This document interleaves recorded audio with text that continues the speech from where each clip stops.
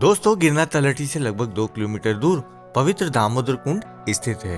यह आने वाले श्रद्धालु मानते हैं कि इस पवित्र दामोदर कुंड में स्नान करने से मोक्ष की प्राप्ति होती है।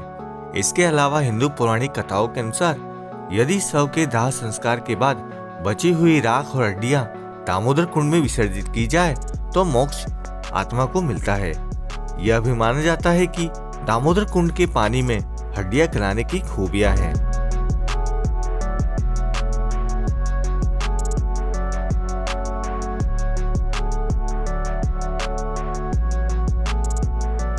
दोस्तों, यहाँ कुंड के सामने भगवान श्री कृष्ण के परम भक्त नरसिंह मेहता की मूर्ति आप देख सकते हैं। नरसिंह मेहता प्रतिदिन दामोदर कुंड में पवित्र स्नान के लिए आते थे और यहीं पर उन्होंने अपनी कई सुबह की प्रभातियां लिखी थी।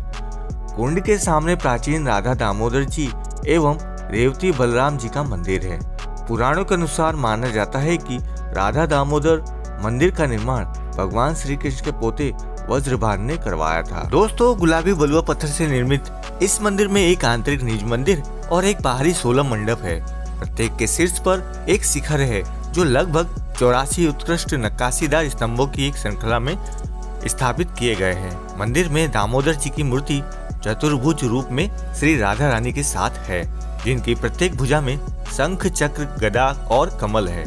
इसके अलावा भगवान बलराम, श्री रेवती और भगवान गणेश को समर्पित अन्य उप मंदिर भी यहाँ मौजूद हैं। दोस्तों, राधा दामोदर मंदिर के पास ही प्राचीन मुचकुंद गुफा आई हुई है, तो अभी हम जा रहे हैं मुचकुंद गुफा की ओर।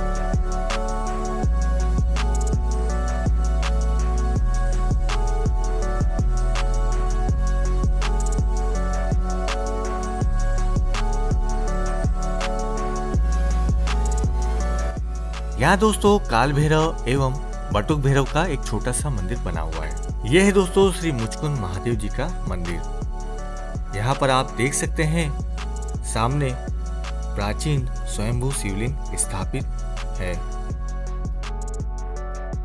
दोस्तों, अभी हम जा रहे हैं गुफा के अंदर और इस गुफा में कई प्राचीन देवी देवताओं की मूर्तियां आपको देखने को मिलती हैं। इसके अलावा भगवान श्री कृष्ण द्वारा स्थापित शिवलिंग के भी आप दर्शन कर सकते हैं। इसके इतिहास के बारे में कहा जाता है, भारतीय महाकाव्य महाभारत के अनुसार त्रेता युग के महान राजा मुचकुंद जिन्हें इंद्र द्वारा निर्बाध नींद का वरदान दिया गया था कि जो कोई भी उनकी नींद में बाधा डालेगा वह तुरंत जलकर भस्म हो जाएगा। द्वापर युग में श्री कृष्ण का काले वन की सेना से युद्ध हुआ।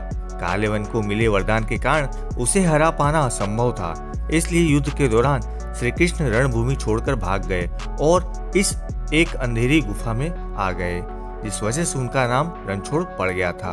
राजा मुचकुंद को मिले वरदान की बात श्री कृष्ण को पता थी, इसलिए वो काले वन को अपने पीछे पीछे इस गुफा में ले आए, जहाँ राजा मुचकुंद सोए हुए थे।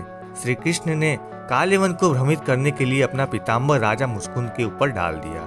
काले वन ने श्री कृष्ण को समझकर राजा मुचकुंद को ही नींद से उठा दिया। अब राजा मुचकुंद जैसे ही नींद से उठे, काले वन उसी समय भस्म हो गया।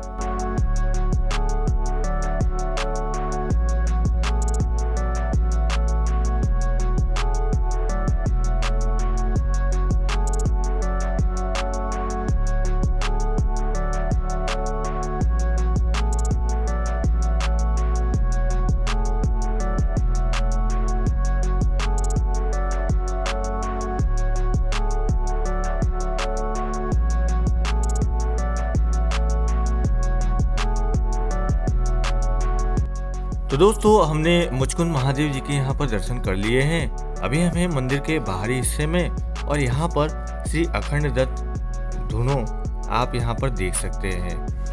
दोस्तों, अभी हम चलते हैं रेवती कुंड की ओर, जो दामोदर कुंड के पास ही स्थित है। दोस्तों, ये है रेवती कुंड, जो लगभग 52 फीट लंबा, 52 फीट चौड़ा और 37 फीट गहरा है। पुराणों के अनुसार ऐसा माना जाता है कि रेवती कुंड का निर्माण रेवत के राजा काकोदमी ने किया था और इसका नाम उनकी बेटी रेवती, जो कि भगवान बलराम जी की पत्नी थी, उनके नाम पर ही रखा गया था। रेवती कुंड में विभिन्न देवताओं और 27 नक्षत्रों की ढेर सारी मूर्तियां स्थापित हैं।